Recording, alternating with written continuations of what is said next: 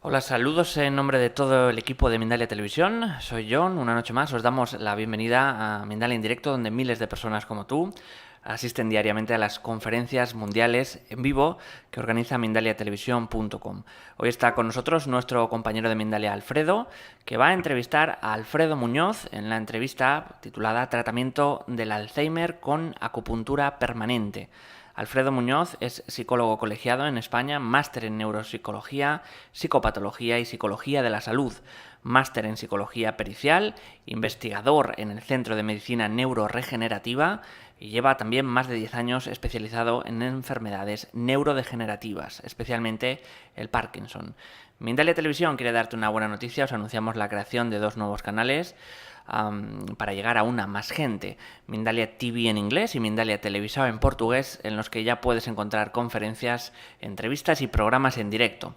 Ayúdanos a difundir estos 2 nuevos canales suscribiéndote a ellos o también compartiéndolos en tus redes sociales. ¿Hablas inglés o portugués? También puedes dar una conferencia en directo en ellos. Entra en www.mindaliatelevisao.com o en www.mindaliatv.com y rellena el formulario para participar en los directos. También, si sabes hablar y escribir con un buen nivel de inglés, ahora puedes colaborar con Mindalia Televisión traduciendo vídeos. Puedes ayudar a que nuestros mensajes lleguen aún a más personas. Mándanos un mensaje por WhatsApp al número 34 644 72 02 34 y nos pondremos en contacto contigo. Recuerda, 34 644 72 02 34. Mindalia agradece siempre tu colaboración. Recuerda, también para participar en directo con nosotros puedes utilizar el chat que hay a la derecha de tu pantalla y hacer tus preguntas, en este caso a Alfredo, al final o durante la charla también, como bien tenga a Alfredo, nuestro Alfredo, pues se irán respondiendo. El funcionamiento también, recordar, es muy sencillo: poner la palabra pregunta en mayúsculas, seguido del país desde donde nos escribís y seguido de vuestra pregunta. Vamos a dar paso a nuestros invitados, a Alfredo Alcázar y Alfredo Muñoz, en la entrevista Tratamiento del Alzheimer con acupuntura permanente. Pues hola, gracias, chicos, John. ¿qué tal? ¿Cómo estáis? Gracias. Bien, muy bien, gracias. Hoy Alfredo al cuadrado. Es lógico que en la presentación pues tengas un poco de duda a qué Alfredo te refieres. En todo caso, bienvenido, tocayo Alfredo Muñoz. Gracias por estar ante las cámaras y micrófonos de Mindalia Televisión. Muchas gracias por la invitación. Bueno, vamos a hablar de un tema interesantísimo, un tema que afecta a millones de personas en todo el mundo, un tema serio y cada vez más en auge en cuanto a la información que despliega cada vez más en los medios informativos, debido a que el Alzheimer, del que vamos a hablar hoy, entre otras cosas, es una enfermedad muy importante, cerebral, neurodegenerativa, y que causa problemas con la memoria, la forma de pensar y el carácter de la persona, la forma de comportarse. Vamos a centrarnos, si te parece, Alfredo, en definir el Alzheimer. Yo he dado algunas pistas, pero ¿cómo definirías tú el Alzheimer para que pudiéramos saber cuáles, digamos, son las características de esta enfermedad? Bien, pues empezamos. Primero, es una enfermedad neurológica, neurodegenerativa, y normalmente para nosotros describir que una enfermedad tiene Alzheimer, bueno, pues tiene que contar con ciertos criterios y hay diferentes fases durante la misma enfermedad. Principalmente la enfermedad de Alzheimer se caracteriza por pérdida de memoria a corto plazo. Conforme va pasando el tiempo, pues estos olvidos, estos fallos de memoria, bueno, pues se van haciendo cada vez más importantes hasta que, bueno, empieza a afectar la memoria a corto plazo, mediano plazo y largo plazo, hasta que bueno, tiene repercusiones en la vida, en el físico y en el comportamiento social, personal, de higiene, etcétera. Entonces, es una enfermedad neurodegenerativa, básicamente. Es una enfermedad grave que afecta a muchas personas. ¿A cuántas personas y a partir de qué edad es el rango más importante de ese núcleo de personas que afecta a la enfermedad de Alzheimer? Bueno, pues normalmente estamos hablando de personas de la tercera edad. Normalmente la incidencia va a partir, pues, de los 60 años. Podemos hablar que a partir de los 60 años la incidencia es mucho más alta. Sin embargo, poco a poco estamos viendo que algunas personas pues ya están teniendo inicios un poquito antes de eso. Entonces, pues primariamente afecta a personas de la tercera edad. Es una enfermedad, una pandemia que está afectando a todas las partes del mundo, desde América, Europa, Asia, y bueno, tiene una incidencia muy, muy importante en las personas de la tercera edad. ¿Hay en estas personas, en este rango de personas, más incidencia en las mujeres que en los hombres o es igual? Por el momento se ha visto que hay una incidencia básicamente regular entre hombres y mujeres. En ciertos países la incidencia es más alta en mujeres, en algunos otros países en hombres, pero básicamente está muy balanceada en cuanto a la incidencia, es muy, muy parecido, hombres y mujeres. Y tiene que ver con el aspecto genético, porque claro, cuando hay una enfermedad tan grave y que afecta a partir de determinada edad y es neurodegenerativa, uno se va siempre a los genes, ¿no? O también tiene que ver, por eso que has dicho, cada vez hay más estadios de enfermedad más tempranos. Tiene que ver también con la forma de vida que llevamos en estos tiempos que corren. Pues son varios los aspectos. Primariamente, podemos ver que la enfermedad de Alzheimer tiene un cierto componente genético, no es directo uno a uno, es decir, si tus padres o tus abuelos lo han tenido, que tú lo vas a tener, pero sí, conforme a la familia ha tenido esta enfermedad, las probabilidades sí que son más altas, puede llegar hasta un 30 o 40%. Sin embargo, no es directo, no es una enfermedad genética, por decirlo así, pero sí que la incidencia es mayor. Existen ciertos elementos, ciertas características que, bueno, pues pueden agravar o pueden aumentar la posibilidad, ¿no? Desde tensión alta, desde alta tensión arterial, etcétera. Ciertos aspectos físicos que nos pueden predecir que probablemente podamos desarrollar esta enfermedad. Entonces, sí que es una enfermedad que tiene un componente genético, pero también tenemos que pensar que nuestra sociedad, nuestra vida, cada vez estamos viviendo más años. Entonces, conforme estamos viviendo más años, pues claro, la gente, la incidencia para una persona, pues claro, es más alta.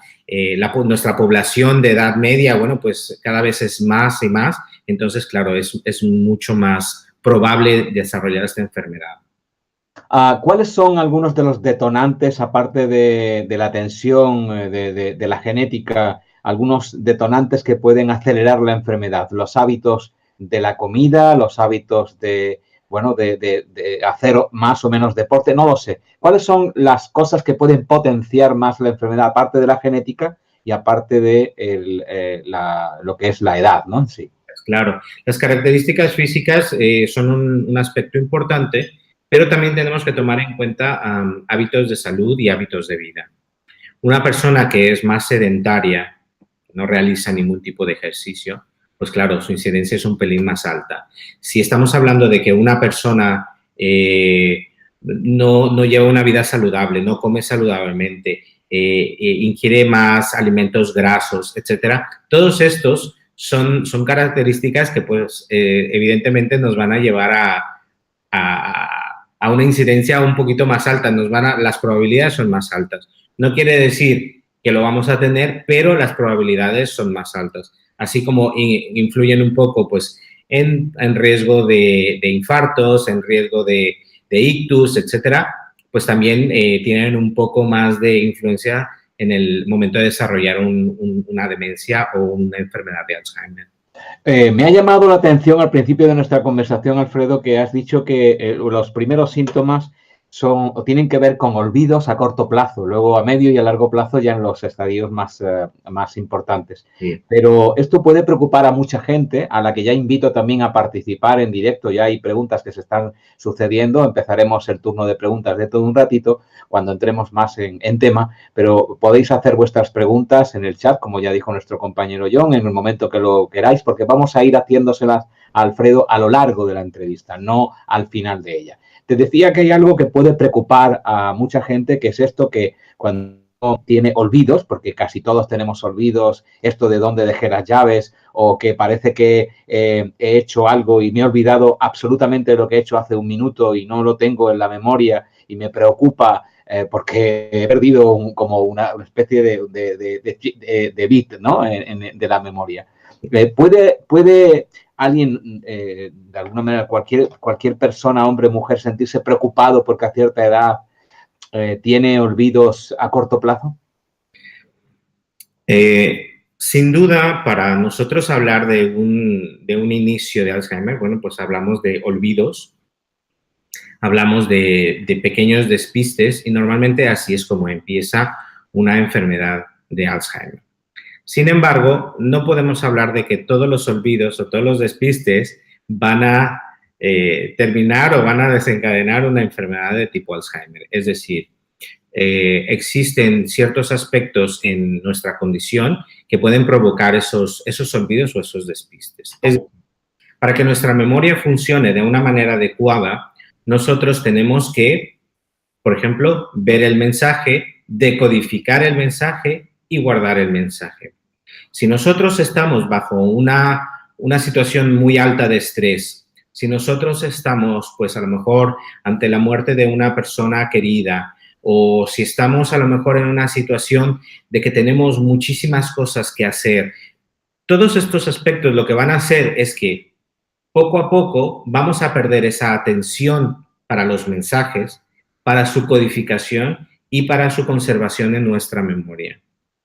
Por lo tanto, no se van a quedar en nuestra memoria, pero no es culpa de una enfermedad tipo Alzheimer, sino realmente es que nuestra concentración, nuestra atención, a lo mejor nuestro estado anémico también está afectado y es por eso que no podemos guardar toda esa información que nos viene de diferentes puntos. Entonces, antes de nosotros poder hacer un diagnóstico de Alzheimer o de una demencia tipo Alzheimer, tenemos que ver muchos aspectos antes de poder dar un diagnóstico. Es un poquito más complejo, como me olvidé las llaves, bueno, tienes Alzheimer, pues realmente no podemos ir tan rápido como eso, ¿no? Ajá, es decir, cualquier persona que tenga ciertos despistes puede estar tranquila porque eso no es algo que tenga que ver con una enfermedad, ¿no? Correcto. Sí, por ejemplo, para darte un ejemplo, cuando una persona está muy deprimida, cuando una persona tiene unos niveles de depresión muy altos, ya sea por soledad, por edad, etcétera,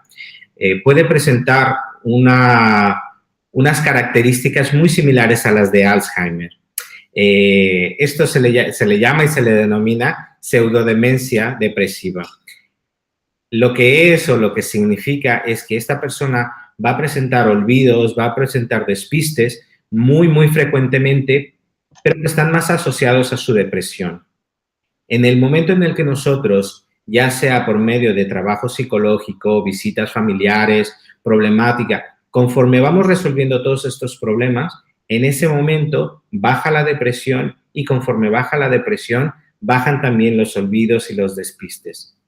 Entonces hay que estar muy atentos a qué es lo que puede estar causando estos olvidos, despistes en una persona. No podemos decir que todos son de un Alzheimer.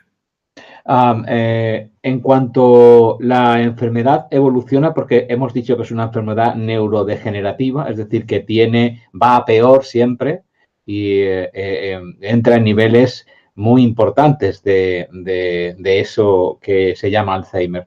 Cuando está en los últimos estadios, ¿qué gravedad reviste la enfermedad? Bueno, en definitiva es una enfermedad hay diferentes tipos de Alzheimer y diferentes evoluciones dentro de la misma. Está la primera fase donde, bueno, pues podemos tener olvidos, podemos tener despistes.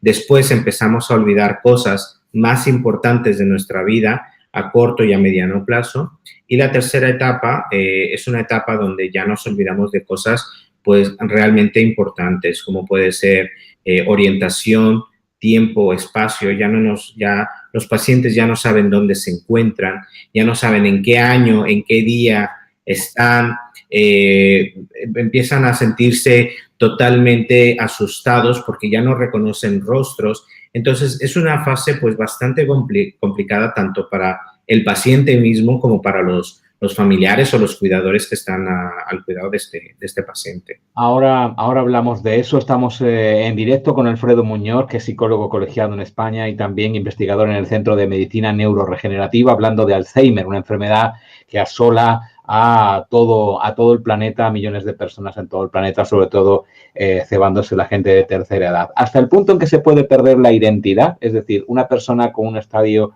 muy importante de Alzheimer no reconoce a los demás, no reconoce a sí mismo, pierde por completo su propio pasado. ¿Es algo así? Sí, lamentablemente sí.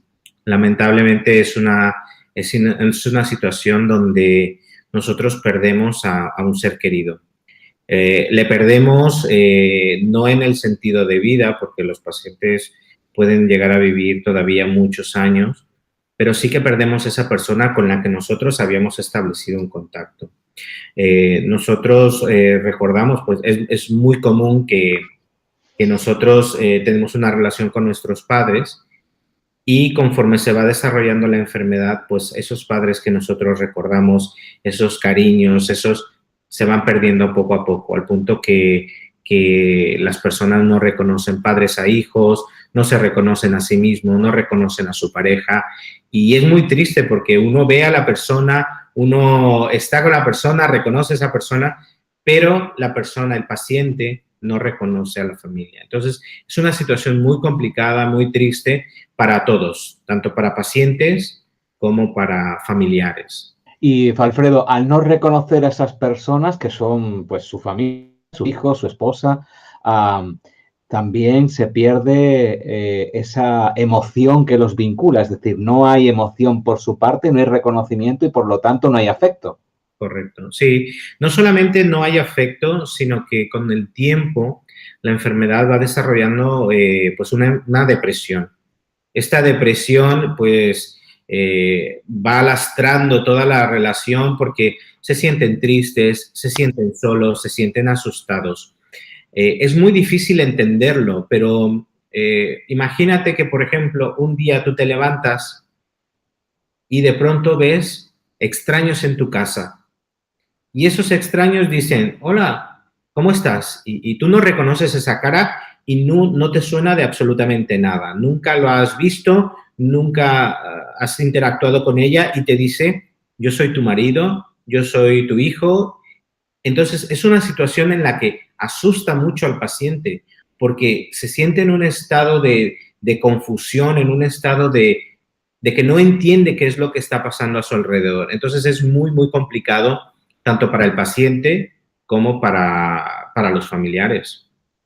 Afortunadamente hay personas como tú, psicólogo y también máster en neuropsicología y psicopatología y psicología de la salud e investigador en el Centro de Medicina Neuroregenerativa, que están intentando abordar desde un sistema multidisciplinar la enfermedad de Alzheimer, porque evidentemente afecta no solamente físicamente, sino también que afecta a la familia, a los afectos. Es muy complicada la enfermedad. Y es mi primera pregunta en cuanto a hay muchas preguntas que se están sucediendo, ahora entramos en ellas. Mi primera pregunta en cuanto a qué se puede hacer, ya hemos definido, hemos acotado, hemos dicho las características a quién afecta, en definitiva, un poco de forma general todo lo que acontece en esa enfermedad. Pero ¿cómo se puede, una vez que ya está la enfermedad ahí, cómo se puede ganar el pulso, cómo se puede retrasar, aunque no se gane el pulso, a la enfermedad? ¿Qué estáis haciendo en el Centro de Medicina Neuroregenerativa para aliviar la vida de los enfermos de Alzheimer? Por el momento, el tratamiento de esta enfermedad, desafortunadamente, es única y exclusivamente medicamentoso. Se trata de dar al paciente suplementos, se trata de dar vitaminas, se trata de dar neuroprotectores para que la degeneración del cerebro, pues claro, sea la menor.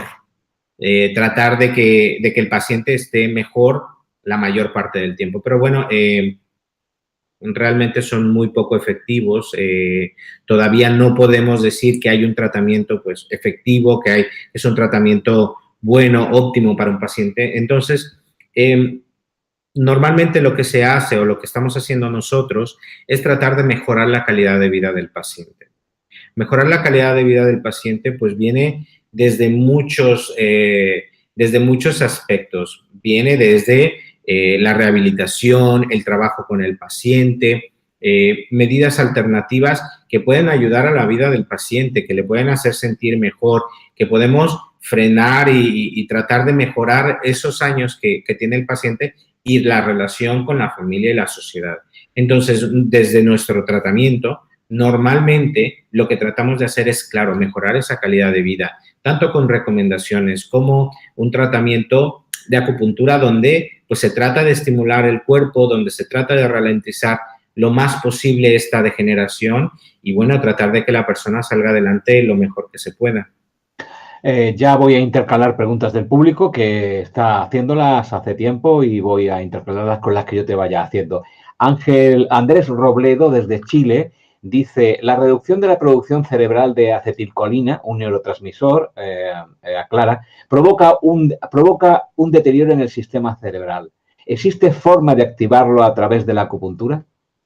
Normalmente eso es lo que se busca. La acupuntura, cuando se trabaja, nosotros tenemos un tratamiento, un método en el que se estimulan diferentes zonas del cerebro. No nada más los neurotransmisores están afectados. Normalmente también estamos hablando de hipocampo. El hipocampo es una zona que es como, por decirlo de alguna manera, es un músculo que conforme nosotros vamos ejercitando nuestra memoria, el hipocampo se vuelve más grande y más fuerte. Entonces, con el paso del tiempo, el Alzheimer, lo que hemos visto es que el hipocampo es uno de los puntos donde más se afecta en el cerebro. Hay una reducción no solamente de neurotransmisores, sino también de volumetría. Podemos detectar que hay una disminución en el tamaño del hipocampo, lo cual va a afectar en la codificación de esa información y, claro, vamos a ver que ya no hay estos recuerdos. Entonces, conforme más se ve afectado el hipocampo, claro, más vamos a ver afectado a un paciente. Nuestro tratamiento lo que trata es de estimular de manera natural el organismo, el cerebro, y con la ayuda de tratamientos de rehabilitación, ejercicios, terapia, etcétera, nosotros podemos ayudar al paciente a recuperar mucho de eso que se está perdiendo. ¿Y la acupuntura qué tiene que aportar a la enfermedad, al control, al no deterioro al máximo de la enfermedad de Alzheimer? Más que nada, el estimular el cuerpo, el estimular esa energía que nosotros tenemos en nuestro cuerpo, nos ayuda. Te puedo comentar de un caso en el que un paciente llegó, no sabía dónde estaba, no podía reconocer cara, se sentía muy, muy perdido, muy asustado, y después de un tratamiento lo que logró es ubicarse, centrarse, saber en dónde estaba, reconocer un poco más. No fue un tratamiento milagroso, pero sí logramos traer a ese paciente a un estado de conciencia, a un estado donde él estaba mucho mejor ubicado. Podemos hablar de que hay muchos estadios dentro de la misma enfermedad. Si estamos hablando de un estadio muy, muy, muy avanzado, donde el paciente pues ya no reconoce nada, es mucho más complicado que si actuamos desde el principio. Si tenemos algo con qué trabajar, pues claro, de eso echamos mano. Pero si la degeneración es bastante avanzada, pues claro, eso nos complica. Y cuando una persona tiene una degeneración tan avanzada, ¿cómo ¿Qué escenario hay a su alrededor? Ya has dicho que está la depresión, se siente confundido, se siente solo, pero el escenario es absolutamente caótico. Es toda la vida se derrumba encima de uno mismo, ¿no? Sí, sí, sí. Podemos decir que sí que se derrumba, pero al mismo tiempo el paciente mismo no es tan consciente de todo lo que está pasando alrededor. Muchas veces es más el entorno familiar y el entorno social el que se da cuenta de todo esto, de que han perdido a una persona. Pero muchas veces el paciente mismo no siente esa angustia, esa ansiedad. Ellos sienten más la angustia y la ansiedad por no reconocer, por sentirse totalmente desorientados. Eso es lo que más angustia les causa. Pero pues ellos, si no se acuerdan que se han casado, pues tampoco les causa tampoco problema. Si no se acuerdan dónde han trabajado, pues no les... Pero al entorno familiar sí que le afecta mucho, ¿no? Que no te reconozcan, que digan, tú eres mi padre, hemos vivido tantas cosas juntas y no lo recuerda, pues sí, afecta muchísimo más al entorno familiar y social que al paciente mismo. Vamos a hablar de eso si te parece, aunque hay algunas preguntas, voy a resumirlas en una sola que te hago yo. En cuanto a el entorno familiar del que estás hablando, ¿cómo puede aportar calidad de vida al paciente de Alzheimer? Mira, es muy interesante esto porque en el momento en el que se hace el diagnóstico se pueden hacer todavía muchas tareas, se pueden hacer muchas cosas. Como te digo, el cerebro, afortunadamente, podemos hablar de que es muy benigno, podemos trabajar todavía mucho con ello, porque si nosotros lo ejercitamos, podemos conservar mucho. Te puedo citar uno de los experimentos más famosos que se ha hecho en memoria. En el Reino Unido, los taxistas antiguamente se les solicitaba o se les pedía que memorizaran calles y calles y calles y numeraciones y se les pedía que ejercitaran mucho la memoria. Entonces lo que se hizo un experimento de volumetría. Se medía su hipocampo y se veía que estos taxistas que requerían mucho más de la memoria tenían un hipocampo más fuerte. Tenían un hipocampo más grande. ¿Qué es lo que quiere decir esto? Que si nosotros ejercitamos nuestro cerebro, le damos tareas, le damos actividades donde tenga que ejercitarse, pues claro, vamos a tener una mejor respuesta en cuanto a largo plazo. Todo esto se le llama una reserva cognitiva, se le llama una reserva porque todo lo que hagamos nosotros en el presente nos va a servir en un futuro. Bueno, pasando a esto, si nosotros tenemos un diagnóstico en una persona mayor donde todavía, bueno, pues está en las fases iniciales, lo mejor es tratar de hacer ejercicios, tratar de estar con ellos y ejercitar lo más posible la memoria. ¿Por qué? Porque así vamos a tratar de desplazar lo más posible los fallos de memoria, los fallos de atención en un paciente. Vamos a tratar de activar todo eso que pues desafortunadamente ya no se ha estado trabajando. Tenemos casos, por ejemplo, de amas de casa, donde pues desafortunadamente las amas de casa mayores pues ya no leen, ya no aprenden cosas nuevas. Entonces, claro, es como dejar de hacer ejercicio. Vamos a perder volumen muscular, vamos a perder todo muscular, no solamente físicamente, sino también a nivel cerebral. Entonces, hay que ejercitar, hay que dar actividades, tareas para que estas personas, pues claro, vayan recuperando lo más que se pueda. Por eso hacías la imagen del hipocampo como un músculo, ¿no? Que hay que ejercitar. Claro, cualquiera, a lo mejor mis compañeros me estarán diciendo, bueno, ¿cómo podemos hablar del cerebro como un músculo? En definitiva no lo es. Es un tejido pues un poco más graso, está compuesto de neuronas, axones, etcétera. Eso no es un músculo, por decirlo así, pero yo utilizo esta analogía para que la gente entienda que si nosotros ejercitamos nuestro cerebro, podemos ayudar a que se tenga más reserva para el futuro, para que tengamos mejor calidad de vida a largo plazo. Alfredo, ¿por qué cada vez, aunque has dicho, has dado un dato importante, la población cada vez tiene mayor años de vida, no podría decir yo mayor calidad de vida, porque hay mucha gente que no está con tanta calidad, pero en todo caso, tenemos más años de vida. Es un dato, pero mi pregunta, incluso con ese dato que acabas de dar, ¿por qué hay tantas enfermedades, incluidas el Alzheimer, el Parkinson y otras muchas, tantas enfermedades neurodegenerativas en el mundo? ¿Por qué hay tanta enfermedad cerebral que da tantos problemas, sobre todo a la tercera edad, gente con cierta edad? Porque cada vez hay más, ¿eh? Claro. Normalmente, eso tiene varios aspectos.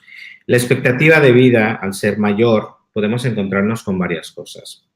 Normalmente, antes, la gente, pues, si estamos hablando de 100, 150 años, estamos hablando de que la gente, pues, moría con 30, 40, 50 años. No llegaban a una vejez a la que estamos llegando.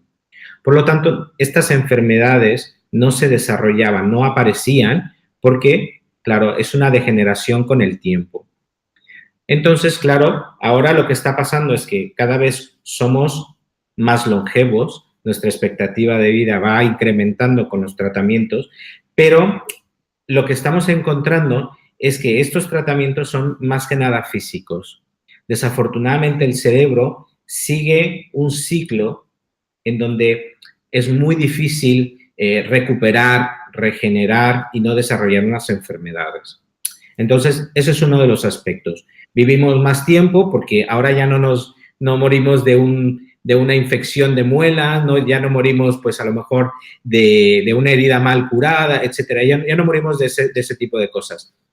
Nuestra vida está siendo más larga, pero claro, podemos desarrollar otras enfermedades cerebrales. Nosotros tenemos dentro de nuestro cerebro tenemos neuronas, unos axones. Esos axones son como unos hilitos que van y controlan cada punto de tu cuerpo. Estos hilitos están protegidos por la mielina. Conforme va pasando el tiempo, esta mielina pues se va degradando. Entonces, claro, conforme hay una degradación de mielina, de muerte neuronal, etcétera, pues claro, se va degenerando todo lo que es el cerebro y todo nuestro funcionamiento del sistema nervioso central. Las razones, bueno, pues por una parte tenemos la edad y por otra parte también tenemos, como lo has dicho, una calidad de vida muy diferente. Ahora tenemos un estrés, niveles de estrés muy, muy altos y que son más prolongados en el tiempo. Es decir, antes nos íbamos a trabajar, trabajábamos 6, 8 horas, con mucho estrés, volvíamos a casa y nos relajábamos. Desafortunadamente ahora llevábamos el móvil, llevamos el correo electrónico, entonces, claro, no desconectamos en casa. Llevamos un nivel de estrés muy alto, muy, muy prolongado. Entonces, eso también afecta. Y finalmente, pues también tenemos aspectos de alimentación y tenemos problemas de químicos, de hormonas, etcétera. Todo esto que nosotros estamos consumiendo de manera continua tienen alguna repercusión en nuestro cuerpo, tanto pesticida, tanto químico, claro, tienen que tener alguna consecuencia a lo largo de los años.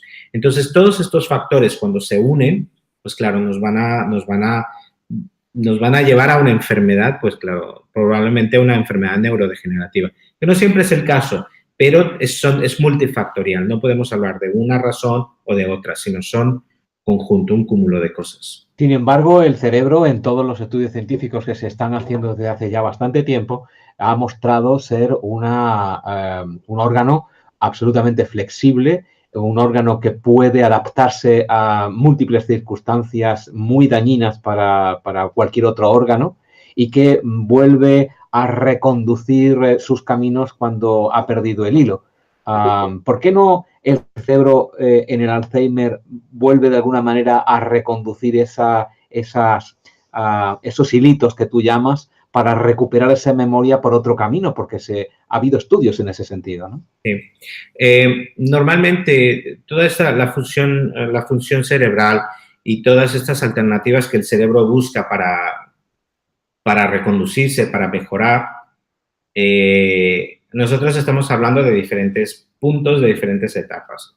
Cuando nosotros somos niños, nosotros tenemos un número de neuronas, un número de axones, un número de conexiones que se van formando. Si por alguna razón alguna de estas zonas resulta afectada, el cerebro todavía tiene manera de reconducir todo este cableado alrededor de ese problema o tiene manera de buscar alternativas para no utilizar esa zona afectada. ¿Qué es lo que pasa? Que conforme va pasando el tiempo, esas conexiones se van haciendo cada vez más rígidas y conforme son más rígidas, pues claro, son menos flexibles y menos maleables.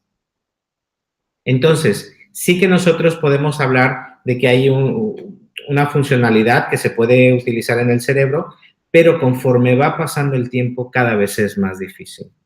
Es decir, nuestro cerebro muchas veces utiliza este dicho de los árboles, que cuando nacen torcidos, bueno, pues ya es muy difícil reconducirlos, es muy difícil moverlos para que queden otra vez rectos. Entonces, por eso es tan importante los primeros años. En los niños podemos ver que hay una manera, una flexibilidad cerebral, pero sorprendente, que si hay una zona primordial importante en el cerebro que está afectada, los niños pueden modificarlo perfectamente. Pero una persona de a lo mejor 60 o 70 años ya no tiene esa flexibilidad para hacerlo. Hablamos con Alfredo Muñoz, psicólogo colegiado en España y también máster en neuropsicología, psicopatología y psicología de la salud, investigador en el Centro de Medicina Neuroregenerativa. Está especializado en enfermedades neurodegenerativas, especialmente en el Parkinson, del que hablábamos con él en otro programa. Me gustaría hablar de algunas preguntas que se están sucediendo en cuanto a si existen artículos. Esta pregunta viene desde México, que la hace Lupita Morales. ¿Existen artículos técnicos científicos que soporten que con la acupuntura se controla esta enfermedad? Afortunadamente y desafortunadamente sí. Existen algunos, muchos de ellos se han hecho en China. Cuando digo afortunada y desafortunadamente, afortunadamente sí que los hay. Sí que hay tratamientos que han demostrado que mejoran, que ralentizan la degeneración. Desafortunadamente, muchos médicos, muchos tratamientos occidentales no los toman como válidos. Es decir, en el momento en el que un tratamiento menciona medicación o tratamientos alternativos, inmediatamente están siendo descalificados. Y es una pena porque también se hacen muy rigurosos, se hacen muy bien, hay informes, hay tratamientos que se hacen de una manera muy, muy, muy rigurosa, pero inmediatamente cuando tú hablas de acupuntura, están descalificados, independientemente del protocolo, independientemente de los resultados, independientemente de cualquier cosa, nada más por hablar que está hecho en China, que está hecho con acupuntura, que está hecho con algún tratamiento alternativo, están descalificados. Entonces sí que los hay, muchos son descalificados, pero afortunadamente se siguen haciendo y cada vez se hacen más.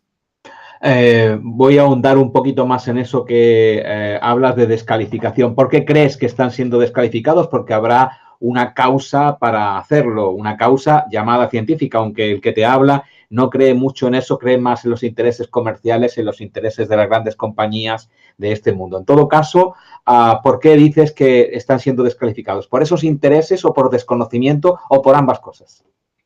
Yo creo que esa es mi opinión. Mi opinión es que muchas veces lo desconocido, lo que uno no entiende, no causa miedo. Causa un miedo, causa una desacreditación inmediata. Si nosotros preguntamos a la mayoría de los médicos que ya llevan una escuela, que ya llevan una manera protocolizada de realizar tratamientos, su tratamiento pues básicamente es farmacológico. No hay otra opción. Si no es farmacológico, bueno, pues a lo mejor cirugías o cosas de este tipo, pero nunca se busca una alternativa. Aunque casi todos los tratamientos farmacológicos, no solamente están derivados de químicos, están derivados de flores, están derivados de plantas, están derivados de cosas completamente naturales y aún así desacreditan esos tratamientos naturales. Entonces, ahí es un poco una contradicción de creo en algo, pero no creo en otra cosa. Yo creo, en mi opinión personal, que sí, que muchas veces los tratamientos normales, estandarizados, cojean, les falta un poco de algo, les falta un complemento. Y afortunadamente hemos visto cómo pacientes pues mejoran, cómo muchos pacientes se sienten bien, cómo muchos pacientes se ven beneficiados por estas terapias alternativas y pues bueno, todos los tratamientos no son para todos. Cada uno decide qué tratamiento deposita su fe, cada uno cree en qué tratamiento va a seguir o va a llevar a cabo y a partir de eso pues cada uno su camino. En vuestro centro de medicina neuroregenerativa abordáis este problema del Alzheimer, igual que otras enfermedades graves, psicodegenerativas, de una forma integral, como acabas de comentar, ¿no? Es decir, aplicáis acupuntura y todo lo necesario para que esa persona pueda tener el menor afectación por la enfermedad importante que tiene, ¿no? Sí, realmente nosotros cuando trabajamos con un paciente, nosotros trabajamos no solamente desde el punto de vista del paciente, también vemos medicación que está tomando, también vemos problemas sociales, problemas afectivos, diferente problemática que puede estar ocurriendo o afectando a un paciente. Es decir, cuando nosotros recibimos a un paciente, casi todos los pacientes que vienen están polimedicados, es decir, están tomando tratamiento pues a lo mejor para el riñón, a lo mejor están tratamiento para la tensión arterial, a lo mejor están recibiendo tratamiento. Ahora lo tenemos, a ver, hemos recuperado a Alfredo, ahora sí, Alfredo. Ahora, entonces, nosotros muchas veces tenemos pacientes que están polimedicados, que están recibiendo tratamientos para diferentes cosas. Entonces, el que realiza el tratamiento es un médico. Nuestro tratamiento de acupuntura o nuestros tratamientos están realizados por médicos que conocen los fármacos, que conocen los tratamientos que se están llevando a cabo y cómo puede afectar al paciente. También tenemos en nuestro centro psicólogos, neuropsicólogos, que pueden saber cómo está afectando no solamente la medicación, sino la enfermedad misma a la conducta de la persona, tanto social como físicamente, cómo le puede afectar. Y finalmente también tenemos fisioterapeutas. Fisioterapeuta también es importante en el tema de Parkinson o en el tema de personas con problemas de movilidad. ¿Por qué? Porque si tenemos un especialista que te da ejercicios, te da trabajo, pues claro, muchas veces los pacientes piensan que como tienen una enfermedad, pues deben de reducir su movimiento, deben de reducir su actividad física al mínimo, pero lo que nosotros recomendamos es que no. Al contrario, un paciente que hace más ejercicio, un paciente que está más activo socialmente, más activo familiarmente, pues claro, tiene una tendencia a estar mejor que un paciente que poco a poco se va aislando y se va retrayendo en casa. ¿Cómo no? Es algo que tiene que ver con el sentido común, pero la profesión de médico, al ser una profesión absolutamente ejemplar, porque los médicos dedican su vida a que las personas tengamos mejor calidad de vida y podamos no sufrir tanto con las enfermedades, pues deberían de verlo de un aspecto más global y no todos los médicos tienen esa óptica, al menos por lo que se estudia en las universidades para ser médico. Vamos con otra pregunta que nos llega desde Chile, muy interesante, quizá un tanto atípica, pero puede aportarnos un poco de luz también en este tema. La pregunta dice así, de Sony. ¿Existe un tipo de raza, etnia que se vea afectado? ¿Hay estudios que digan que se vea más afectado más que otro con la enfermedad del Alzheimer? No, desafortunadamente. Hay estudios, estos son estudios epidemiológicos que nos permiten ver si hay una cierta afectación o una incidencia más alta, pero hemos visto que no. Hay enfermedades, por ejemplo, la esclerosis múltiple. La esclerosis múltiple sí que tiene una afectación más en ciertas razas. Por ejemplo, la raza blanca es un poquito, la caucásica es mucho más sensible a esta enfermedad. Dependiendo de la longitud y latitud de donde nos encontramos, también puede tener una incidencia un poco más alta o más baja, pero estas son otras enfermedades y sí que se han hecho estudios, pero la enfermedad de Parkinson, no. La enfermedad de Parkinson pues coge un poquito a todos por igual, desafortunadamente. El Alzheimer, quieres decir, donde había... Perdona, sí, el Alzheimer. Sí, porque recordamos también que Alfredo es especialista en la enfermedad del Parkinson y hay un método que hablábamos hace unas cuantas semanas que también prolonga la calidad de vida en enfermos de Parkinson a través de la auriculopuntura. Creo que lo he dicho bien ahora. Correcto, sí. Es larga, pero es correcto. Se desarrolla en el Centro de Medicina Neurodegenerativa. En cuanto a la alimentación, que hay preguntas interesantes que también quiero resumir, por ejemplo, en la de Rosy Ross, que pregunta desde la República Dominicana. Te pregunta, Alfredo, si es más propenso quien come carne que el vegetariano a padecer la enfermedad. Y podíamos abundar en cuanto a la comida puede afectar más o menos en estas enfermedades. Es muy interesante el tema de la comida. Nosotros no podemos determinar si un vegetariano es más propenso o no. Lo que sí hemos visto, y es muy curioso porque nosotros tenemos que determinar qué es el cerebro, de qué está formado. El cerebro, algunas personas lo saben, algunas no, es un tejido graso. Entonces, muchas veces las personas piensan que la grasa es completamente mala, pero no, realmente el cerebro tiene mucho contenido graso porque necesita alimentarse constantemente. Ahora, no es la misma grasita que tenemos en nuestro cuerpo que la que tenemos en el cerebro. Por eso es que los médicos, por los nutriólogos, nos recomiendan consumir más omega 3.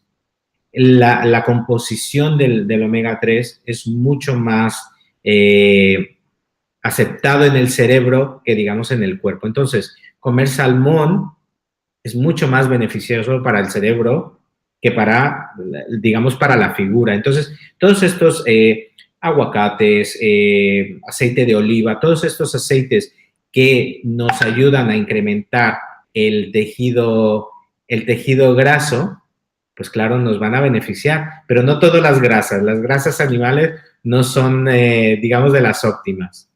Normalmente lo que buscamos es más grasas como omega 3. Uh-huh. En cuanto a lo que rodea, volvamos a lo que rodea, que es uno de los principales problemas del enfermo de Alzheimer, la familia, los cuidadores, la gente que está a su cargo. ¿Cómo podría abordarse desde un punto de vista familiar el que haya un enfermo de Alzheimer de una forma positiva, de una forma que pueda ayudar a ese enfermo a soportar su soledad, su depresión, sus limitaciones? Mira, es una pregunta muy interesante porque muchas veces me llegan los pacientes o sus familiares preguntando justamente eso. Hay muchas opciones. Una de las que más me gustan, hay unos libros especiales para hacer. Estos libros normalmente lo que hacen es que hacen, pues a lo mejor como cuando éramos chicos, que nos dan sumas, restas, actividades, nos preguntan, por ejemplo, ¿quién es el Papa actual? Y muchas veces estas actividades, si nosotros les dejamos el librito a los pacientes, pues claro, a los pacientes no les gusta, se aburren o pueden dar cualquier tipo de respuesta y no saber si es la correcta o no. Pero cuando se hace en equipo, cuando se hace con un familiar, cuando se hace con alguien, toma otra dimensión completamente. No es lo mismo contestar un libro así a secas que estar con la familia y preguntar, ¿quién es el Papa?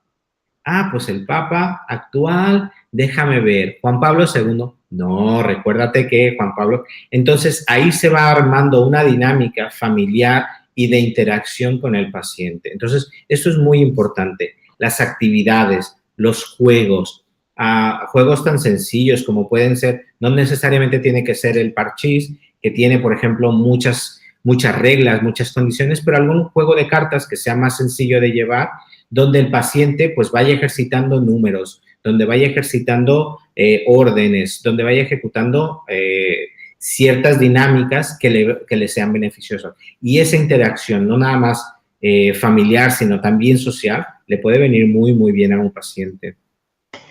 Para el año 2050 se prevé que haya más de 16 millones de personas afectadas por el Alzheimer en Estados Unidos, solo en Estados Unidos.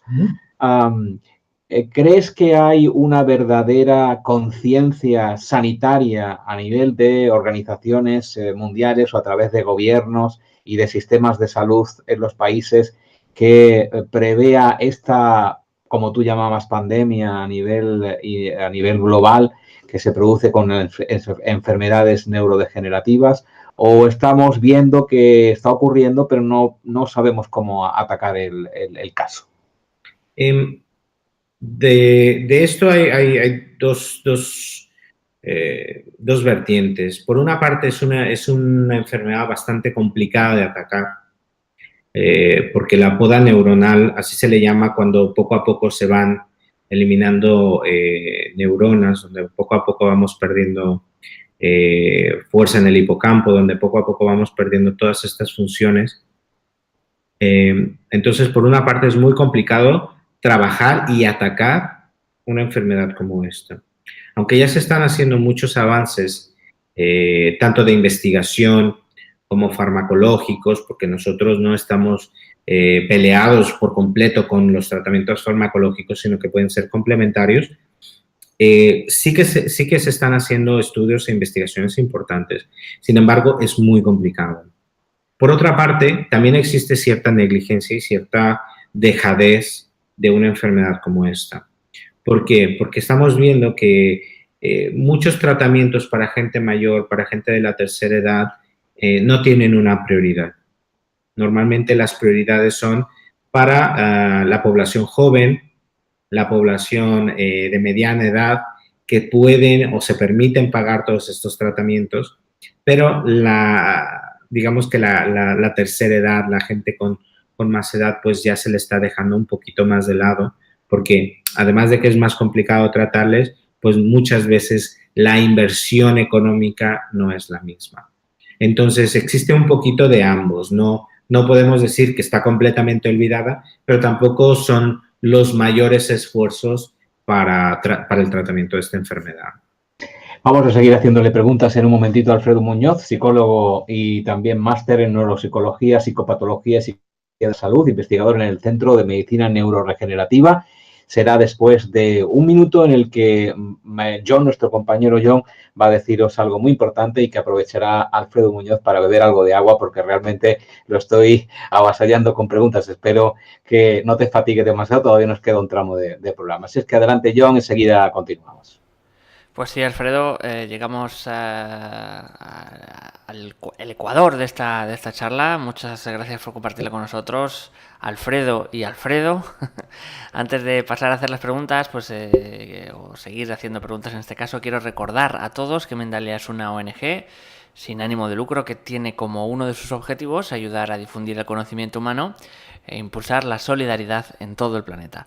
Una forma importante de colaborar con nosotros es suscribiros al canal de YouTube de Mindalia, ya que al hacerlo le estáis reportando a la plataforma de vídeos la importancia que tienen para ti nuestras informaciones, y YouTube las comparte de esta forma con más personas en todo el mundo.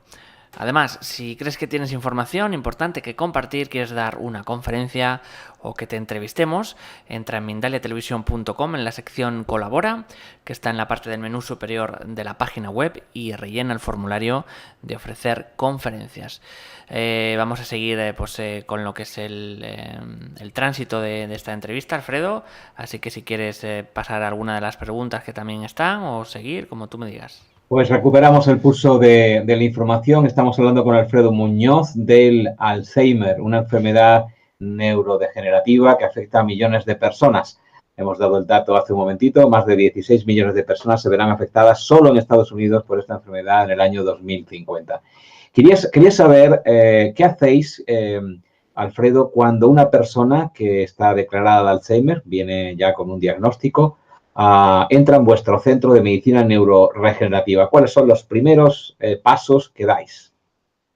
El primer paso que normalmente se hace tanto en nuestro tratamiento como en muchos tratamientos es primero sentar una línea base. Una línea base es, nosotros tenemos un cuestionario, un protocolo, donde se le pregunta al paciente cuál es su estado general, tanto a los familiares como al mismo paciente, y se le hacen unas preguntas al paciente para ver qué tan orientado se encuentra, qué tan los despistes, si son pronunciados, si son frecuentes, etcétera. Entonces, nosotros establecemos una línea base. ¿Para qué nos sirve esa línea base? Nos sirve para que después del tratamiento nosotros veamos la evolución de este paciente, tanto si va mejorando como si ha ido empeorando. Entonces, en muchos de los tratamientos siempre se debe establecer una línea basal, porque si no sabemos cómo llegó nuestro paciente, no podemos determinar si el tratamiento ha sido efectivo o no ha sido efectivo. ¿Qué es lo que está haciendo el paciente para mejorar o qué es lo que no está haciendo el paciente para mejorar? Entonces, es muy importante establecer una línea base antes de un tratamiento y a partir de ello ver si el tratamiento es efectivo o no. Seguimos con preguntas en directo para ti, Jacqueline Medrano, desde Perú. Es una pregunta que también aceptamos, evidentemente, si es que Alfredo quiere responderlas y puede responderlas. Preguntas pues, más específicas, más personales. Dice, cuando me produce ansiedad, supongo, porque la leo textualmente, es decir, cuando tiene ansiedad, tengo el miembro inferior izquierdo inquieto. ¿Cómo puedo evitar esta reacción? ¿Algún tratamiento? Pues es un poco complicado saber esto. Primero, no entiendo muy bien a qué se refiere cuando dice que tiene el miembro inquieto. Yo me imagino que existe un pequeño temblor, existe un pequeño movimiento que tenemos cuando estamos ansiosos. En realidad, no sé qué tan anormal sea porque hay movimientos involuntarios cuando nosotros sufrimos de una ansiedad o cuando nosotros estamos bajo estrés, que sí que podemos presentar. Es decir, por ejemplo, estar moviendo los deditos o estar así con la mano, muchas veces son movimientos que no nos damos cuenta. Entonces, no sé qué tan importante o qué tan molesto pueda llegar a ser. Y si ella se ha dado cuenta que es debido al estrés o a la ansiedad, bueno, pues entonces es mucho más fácil tratar la ansiedad y el estrés que tratar un miembro que se va moviendo a causa de. Entonces, muchas veces los síntomas no son los que se deben de tratar. Es un reclamo que hay muchas veces. Un síntoma es el reflejo de algo que está mal antes de ello. Es decir, si a ella le tiembla la pierna cuando está estresada o cuando tiene ansiedad, pues claro, no hay que tratar la pierna. Lo que hay que tratar es el estrés o la ansiedad. Y muchos de los síntomas que presentan los pacientes no es el síntoma mismo que se debe de tratar, sino todo lo que hay detrás de ello. Bien, más preguntas desde Perú. Víctor Díaz, en este caso, hace una pregunta también que creo interesante, puesto que habrá mucha gente que confunde una cosa con otra. ¿El temblor involuntario puede estar asociado al Alzheimer? El temblor involuntario puede estar relacionado con el Alzheimer. Puede estar relacionado también con otras cosas. Para nosotros poder hacer un diagnóstico tanto de Alzheimer como de Parkinson, como de cualquier otra enfermedad neurodegenerativa, es muy importante primero descartar otros problemas. Cuando digo descartar otros problemas, normalmente cuando uno va al neurólogo o al médico y le da uno los síntomas al médico o al neurólogo, lo primero que tiene que descartar son otros problemas, como puede ser problemas vasculares, es decir, a lo mejor un ictus, a lo mejor un pequeño derrame o a lo mejor un gran derrame, pero entre más grandes las cosas, pues claro, van a presentar mayor sintomatología. Tumores pequeños, podemos encontrar que ciertos tumores tienen cierta afectación. Entonces, muchas veces primero hay que descartar problemas que son más del carácter físico que del carácter neurológico o neurodegenerativo. Entonces, una vez que se han descartado problemas como ictus, tumores, etcétera, entonces pasamos a la siguiente etapa, un diagnóstico. ¿Cuál es el problema de los diagnósticos? Que muchas veces no hay una enfermedad pura. Es decir, para diagnosticar una enfermedad tenemos que tener a lo mejor 4 criterios. Tac, tac, tac, tac. Pero es muy raro que nosotros tenemos una enfermedad pura. Entonces, a lo mejor tenemos 2 criterios de una enfermedad y otros 2 criterios de otra enfermedad.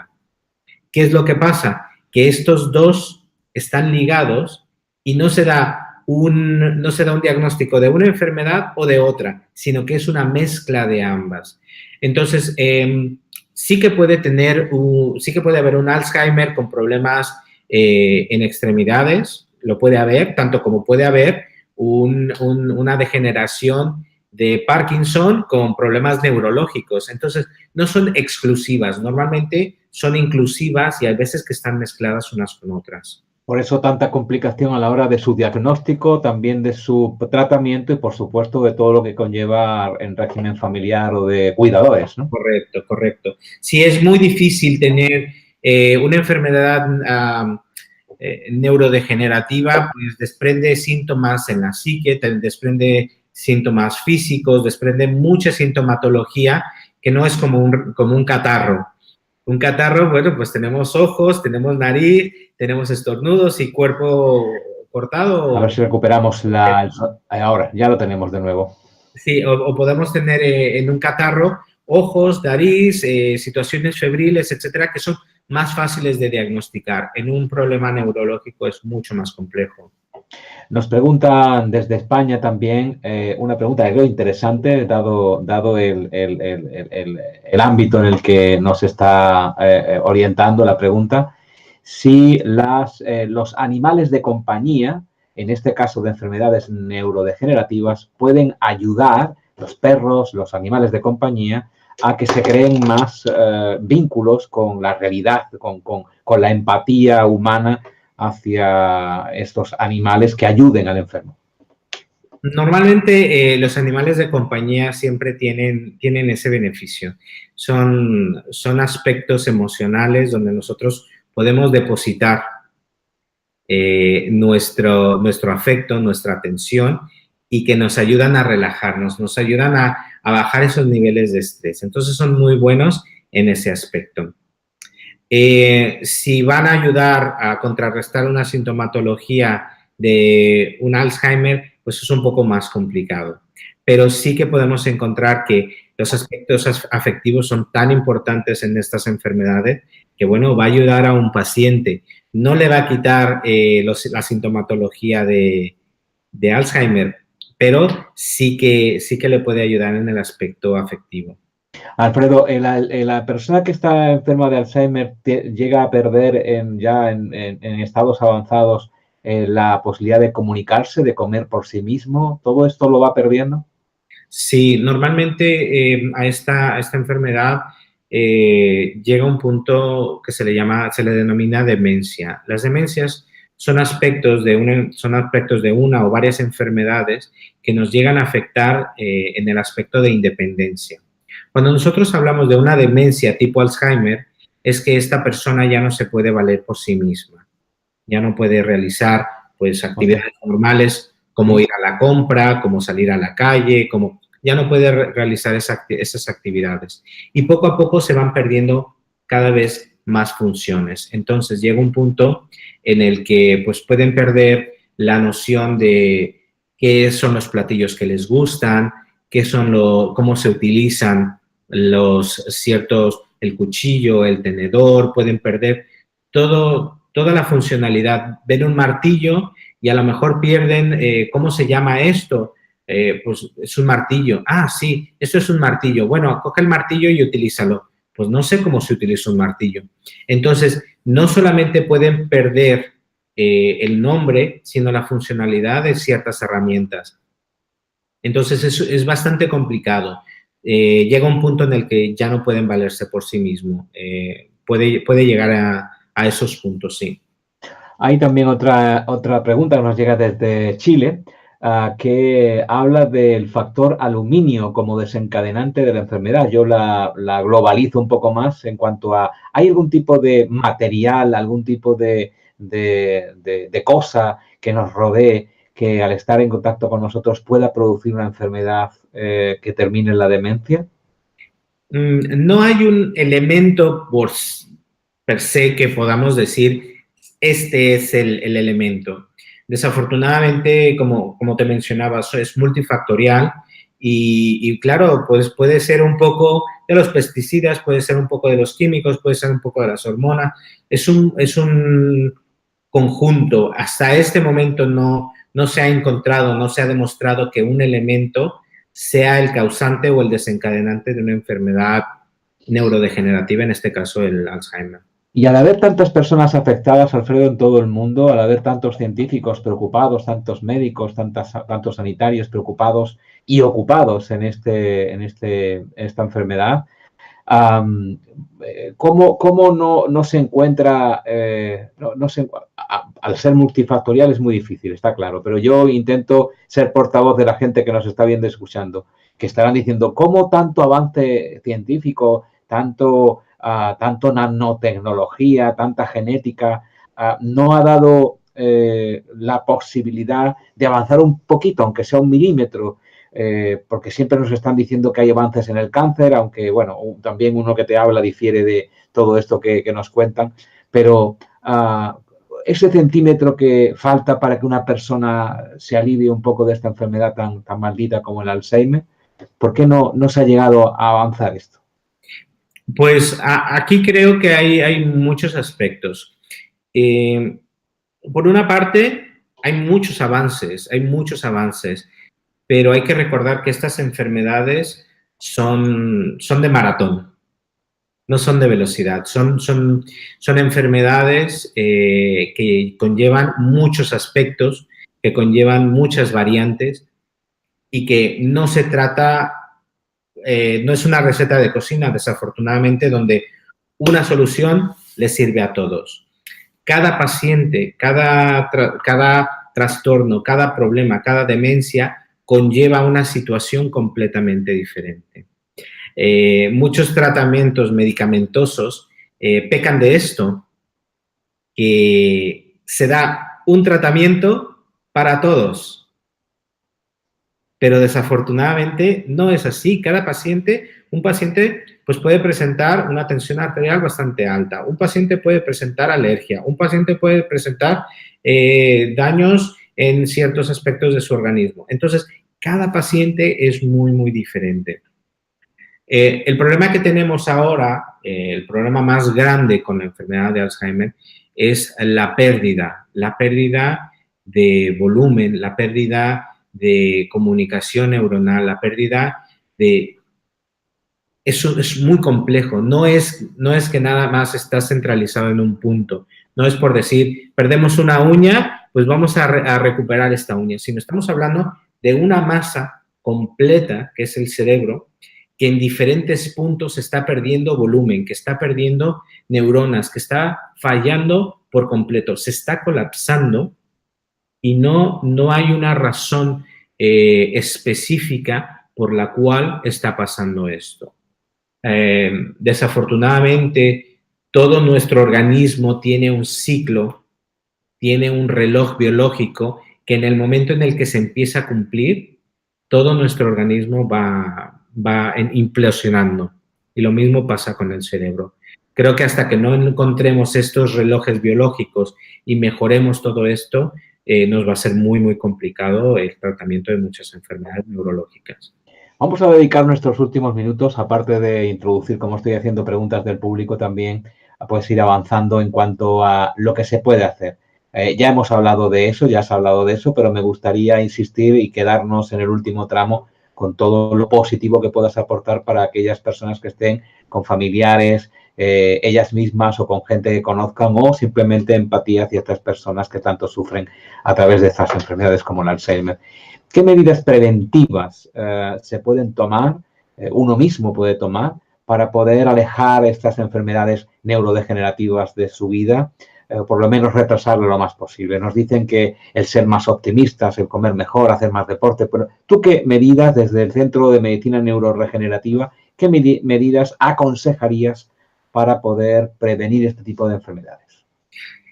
Es muy importante lo que tú mencionas, porque muchas veces los pacientes, los familiares, no se dan cuenta de la importancia que tiene el deporte y la actividad física en una persona. Hemos encontrado muchos pacientes que en vez de abrir sus puertas, de salir a hacer más actividades, lo que hacen es que se quedan más en casa. Cuanto más te quedas tú en casa, menos interacción tienes con el mundo exterior, menos problemática tienes.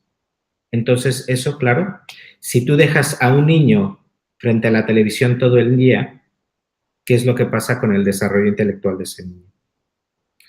Entonces, es muy importante que nosotros como personas no dejemos de aprender, no dejemos de buscarnos nuevos retos, nuevas metas. Hemos encontrado que los pacientes, después de una jubilación, después de terminar su trabajo, no tienen interés por aprender nada más, no tienen interés por salir, por socializar, sino simplemente por quedarse en casa y punto. Y justamente a estos pacientes son a los que más hay que empujarles, hay que ayudarles a que desarrollen nuevos intereses, nuevas actividades, nuevas interacciones sociales, que encuentren nueva problemática. ¿Y cómo se hace eso? Pues a través de ir al club de ciertos intereses, de ciertas actividades, ir a un club físico donde se mantenga esta actividad física, donde uno sude, donde uno se sienta útil, donde el cuerpo sienta ese movimiento. Y además de esto, pues claro, una vida saludable, donde tratar de reducir el estrés, tratar de hacer actividades que a uno le gustan. Todo esto es muy, muy importante. Para mí, algo fundamental y algo que yo les recomiendo a las personas es aprender cosas nuevas, tratar de siempre estar en constante actualización con pues, nuevas tecnologías, nuevas actividades. Y en concreto, con los pacientes de Alzheimer es muy, muy importante la información. Una familia que no está bien informada se puede venir abajo junto con el paciente. Es muy, muy importante estar bien informado, saber cuál es la evolución de la enfermedad, cuáles son sus características y conforme tú comprendes esta enfermedad, vas aprendiendo nuevas técnicas para ayudar a una persona. Si tú no entiendes hasta qué punto esta enfermedad te afecta, no lo puedes ayudar porque tenía un paciente que venía con un familiar y el paciente pues no recordaba la fecha y el familiar le insistía, recuerda, ¿qué mes estamos? Es su mes favorito. Y le daba muchas pistas con las mejores intenciones, pero muchas veces esto lo que hacía es que al paciente le causaba mucha ansiedad. ¿Por qué? Porque desafortunadamente el paciente no lo recordaba. Y por muchas pistas que tú le des, desafortunadamente, es una manera de ayudarle, pero muchas veces los familiares, muchas veces las personas, lo que tratan de hacer es presionarles a que recuerden, empujarles a que tengan que recuperar esa memoria. Y es muy, muy complicado. Y lo único que hacen es que el familiar se frustra y el paciente pues se deprime. Entonces hay que buscar un buen balance entre dar pistas, ayudar y que el paciente se sienta bien. Todas estas son recomendaciones que siempre hacemos, que tratamos de que la familia aprenda de la enfermedad. Y conforme tú aprendes, pues estarás mejor preparado para trabajar con tu familiar. Tú habrás visto, Alfredo, casos muy duros, ¿no? Sí, desafortunadamente los he visto, los sigo viendo y es muy triste, pero es una realidad que tenemos que vivir y conforme vamos aprendiendo más de la enfermedad, vamos trabajando más con nosotros mismos, pues podemos ayudar mejor a las personas. Si nosotros nos venimos abajo, si nosotros nos deprimimos, pues claro, es muy difícil que ayudemos a un paciente. Entonces hay que aprender a mantener una distancia a la enfermedad, pero al mismo tiempo tratar de ayudar lo más posible. Hay una enfermedad que es el Alzheimer, hay unos datos que están claros que es una enfermedad neurodegenerativa y que cada vez está pues siendo más frecuente en determinadas personas, sobre todo en tercera edad. Pero también hay la posibilidad de tener esperanza y no solamente dedicarnos a la sintomatología y dedicarnos a la quimioterapia, o la química, mejor dicho, en cuanto a la aplicación de nuevas fórmulas que puedan paliar esta enfermedad o por lo menos rebajar su dureza. ¿Estás de acuerdo en que las medicinas alternativas, las complementarias, las integrativas, en definitiva, todo lo que puede ayudar a un enfermo es válido para poder aplicarlo y ver cómo resulta? Creo que es importante acudir con gente profesional, es importante acudir con algo que te dé pues, la mejor atención tanto para ti como para tu paciente. Es cierto que hay muchas opciones, muchas alternativas, pero también es cierto que hay mucha gente que no es tan profesional, que trata de lucrar con el dolor y trata de lucrar con los pacientes. Entonces, mi opinión es que muchas veces no todo es válido, pero sí que hay que intentar, sí que hay que buscar, sí que hay que ir con alguien que te dé esa confianza, que te dé esa preparación y que te diga honestamente, mira, este tratamiento le vendría bien a tu paciente o le vendría bien a tu familiar y este tratamiento no le vendría bien. Nosotros aquí tratamos de ser lo más honestos posible con nuestros pacientes y familiares y explicarles que llega un punto en el que a lo mejor en nuestro tratamiento, por más efectivo que sea, por más buenas intenciones que tenemos, si la degeneración ya ha pasado cierto punto, nosotros tenemos que ser honestos con los familiares y con los pacientes y decirle, pues, desafortunadamente, el punto de beneficio es mucho mejor. Podemos intentar para mejorar su calidad de vida, pero no siempre el tratamiento que nosotros ofrecemos va a ser lo mejor para el paciente. Entonces, tratar de ser honestos, tratar de ayudar, tratar de buscar alternativas que le vengan bien al paciente, siempre es bueno. Pero creo que hay que tener también cuidado con quién se va, qué profesionales se busca, porque desafortunadamente nosotros también hemos visto que no todo el mundo es profesional en el tema de la salud, ¿no? Claro que sí.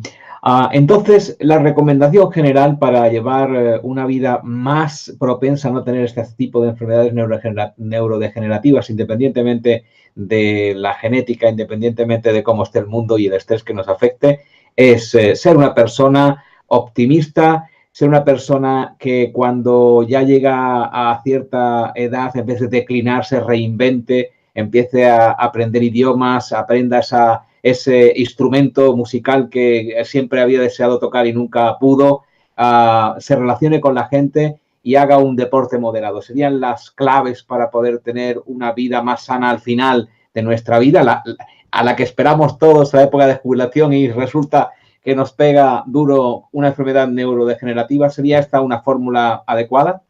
Sí, en sí lo que nosotros buscamos es que una persona lleve una etapa de su vida normal. Nosotros entendemos que hay etapas donde, pues claro, nosotros somos jóvenes, adultos, y poco a poco vamos avanzando conforme la edad.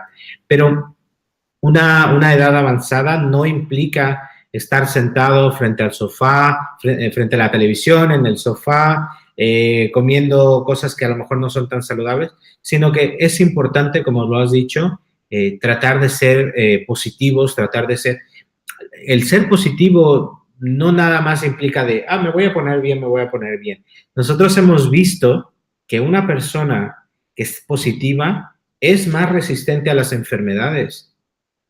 Cuando uno está deprimido, uno está tan vulnerable a constipados, a toses. En invierno pasa mucho que todo el mundo, alguien que es feliz, que alguien que es deportista, le cuesta mucho más enfermarse que una persona que no hace ningún tipo de deporte, que no hace ningún tipo de actividad y que se enferma constantemente. Entonces, el estado de ánimo va muy ligado también al deporte. El deporte, un deportista, muy pocos deportistas se deprimen. ¿Por qué? Porque el deporte es una actividad que es un antidepresivo natural. Entonces, todo está ligado, una buena calidad de vida, un ejercicio moderado, ejercicio mental, ejercicio social, todos estos aspectos nos van a ayudar a salir adelante. Y aunque no previenen una enfermedad, sí que nos van a proteger, sí que nos van a dar cierta reserva para cuando lleguemos a necesitar de ella por causa de cualquier enfermedad. Entonces, bien importante tratar de ser positivos, tratar de aprender, tratar de protegerse. Algo que no te mencioné, una persona que sabe más idiomas, que tiene más estudios, está mucho más protegida para estas enfermedades que una persona que, pues bueno, no tiene ese interés. Entonces, a más cultura, a más aprendizaje tenemos, nuestro cerebro va a estar más protegido en años por venir. Pues Alfredo, ha sido un placer. Muchísimas gracias por habernos clarificado mucho más el entorno de todo lo que significa esta palabra tan temida como el Alzheimer, tanto en el entorno familiar como en el de la persona que lo sufre. Desde tu especialidad y desde tu situación como investigador en el Centro de Medicina Neuroregenerativa, tienes la autoridad suficiente como para poder hacernos partícipes de esta información que nos ha llegado muy clara. Seguro que hay mucha más gente en este momento que tiene una visión más positiva de esto, que creían que era todo perdido con algún familiar o con alguien que conocen. Ha sido un placer, repito, tenerte con nosotros y, bueno, pues volvemos a encontrarnos en una próxima ocasión hablando de estas enfermedades que tanto atacan últimamente a la humanidad y que tienen que ver con este factor múltiple, factor multifactorial que nos acosa en cada esquina. Muchísimas gracias. Últimos segundos para que tú te despidas también. Gracias, Alfredo. Bueno, pues muchísimas gracias por la invitación. Es muy importante tanto a las personas como a los pacientes que busquen una alternativa, que busquen un buen profesional. Nosotros con gusto damos información, tratamos de ayudar a los pacientes de la mejor manera que podemos, tanto en España como en América Latina. Y bueno, pues agradecer este espacio para informar, para tratar de explicar un poco más de cómo funciona nuestro tratamiento, y no solo nuestro tratamiento, sino una enfermedad que muchas veces no hay la suficiente información. Alfredo Muñoz, psicólogo, máster en neuropsicología, psicopatología y psicología de la salud, habla en nombre del Centro de Medicina Neuroregenerativa, con más de 10 años especializado en enfermedades neurodegenerativas, especialmente el Parkinson. Más información podéis encontrar a pie de este vídeo, ya cuando lo veáis en diferido también, en donde podéis encontrar los enlaces correspondientes para poder llegar a hablar directamente con Alfredo, con cualquiera de los profesionales de este Centro de Medicina Neuroregenerativa. Por nuestra parte, nada más, agradeceros como siempre el haber estado ahí, el haber participado con vuestras preguntas. Nos volvemos a encontrar aquí muy pronto en Mindalia Televisión, Mindalia en directo. Adelante, nuestro compañero John despide el programa. Pues sí, Alfredo, simplemente para finalizar, recordaros que mindaliatelevisión.com, debajo de este u otros vídeos, en la descripción escrita, podéis encontrar información de Mindalia para informaros de novedades, programas en directo o para haceros voluntarios de la ONG Mindalia.com, si es así como lo deseáis. También podéis colaborar con nosotros suscribiéndoos a nuestro canal de YouTube. Para finalizar, como siempre os digo a todos los que estáis ahí detrás y hacéis posible esto, muchísimas gracias y hasta la próxima conexión de Mindalia en directo.